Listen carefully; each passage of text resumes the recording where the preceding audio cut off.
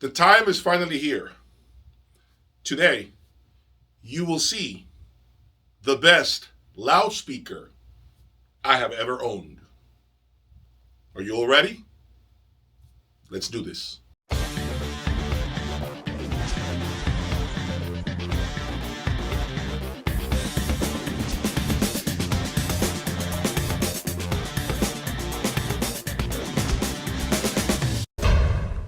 Welcome back to my channel, guys. I am very pumped today, getting goosebumps as I say this. It's been a long time coming, and before I tell you what speaker is behind this red cover, I want to preface this by saying the following. Throughout the past 5.5 years here on YouTube, I have owned some of the best loudspeakers that money can buy. Right off the top of my head, I can think of 3 loudspeakers that left a long-lasting impression on me. The Rockport Lyra, a loudspeaker that really taught me what neutrality, what transparency is really all about. One of the most impressive speakers I've had the pleasure of owning. Construction is, in my opinion, second to none. An incredible level of engineering that will always be remembered here in my lab, and perhaps you may see at some point in the future again. Magical M6. One of the best looking speakers I have ever owned. Arguably the best speaker that I have owned. It's a machine. That speaker is a speaker that, in my opinion, taught me, was my entry point to the real ultra high end. The M6 is a spectacular masterpiece that always called me out when I was taking shortcuts. Always told me what I wasn't doing. Last but not least, the Wilson Audio Chronosonic XVX. To me, the Chronosonic XVX was more of an achievement for me, was more of a prize for all the hard work and blood, sweat, and tears that I've been putting in here day in, day out. I felt that the Chronosonic had this sentimental value to me because I never thought in a million years that I would be able to afford a $363,000 loudspeaker. The Chronosonic XVX taught me one thing that I never thought I really would appreciate, and that is the height of the soundstage. It is by far the tallest sounding loudspeaker. It had the most impressive presentation. It put me right up to the first row. It allowed me to appreciate what the front row feels like. Up close and personal. It is one of those speakers that I will never forget. And without a doubt, all these 3 loudspeakers are phenomenal. And if any of you right now watching me own any of these 3 masterpieces, I'm telling you right now, you own one of the best speakers that money can buy today. With that out the way, I introduce to you the best loudspeaker that I have ever owned. 656 pounds, 92 dB efficient, power handling of 1,000 watts of unclipped power, 2 10-inch front-firing woofers.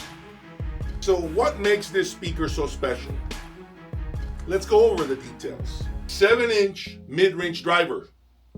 This is a 28mm carbon-coated beryllium tweeter, which I must say is one of the most beautiful sounding fatigue-free beryllium tweeters that I know of. It actually reminds me a lot of the Rockport's beryllium tweeter, which is fatigue-free, very smooth yet linear with a lot of resolution. You got the 2 10-inch front-firing woofers, and of course, the side-firing 15-inch woofer. This speaker goes down to 18 hertz, okay? So there is so much pressurization of the room, so much just this oomph, this beautiful power that pounds your chest when you want it to. Behind the speaker, there is something very interesting that I want you to see, because this is one of the most important attributes of this speaker. One of the things that attracted me to this speaker the most, let me show you. Behind the Sonos Faber SC17, we have 3 adjustments. We have the soundstage depth, which essentially gives you a lot more sound out of this rear configuration. You have the azimuth, which is actually interesting. When you turn this knob, okay, look what happens. You can actually fine tune the rear firing drivers here. You also have the low level, essentially how much bass output this speaker is putting out in your room. In this case, it translates to this 15-inch woofer. It's rear ported and front firing as well. In addition to that, this speaker allows you to tri-amplify. Okay, so if you want to get crazy, maybe you can do a separate amplifier for the lows, mids, and highs. So if you want to get crazy, this speaker is going to allow you to go all out and do things that you normally cannot do with many other loudspeakers. One thing that I have to say are the logistics for this speaker.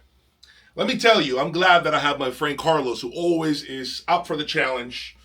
We spent easily just 2 hours outside in the heat getting these speakers off of this pallet and a trolley that they come with. Essentially, think of it as a trolley that goes around the speaker that allows you to move the speaker into position.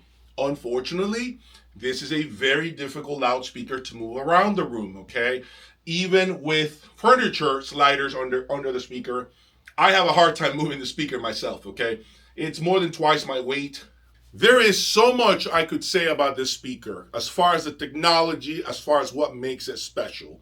And I'm gonna make a future video on all the nuances and everything that goes into play when it comes to this masterpiece. In case you do not know, this speaker was recently retired. In its place, Sonos Faber has the $750,000 Suprema, a speaker that unfortunately I cannot afford. So think about that for a minute. They had to actually release a speaker 3 times the price of this one in order to improve on the performance of this magnificent loudspeaker. I am so pumped. I am so excited to be doing a speaker now, to show a speaker from Europe, okay? I told you it would be a speaker that I had never owned, a brand that I had never owned, and I deliver what I promised. I delivered on my promise. So what do I need from you now? Is to hit the like button and to subscribe and comment. And let me know if you are excited to hear this Italian masterpiece, the Sonos Faber SE17. Thank you for your support, and I'll talk to you soon.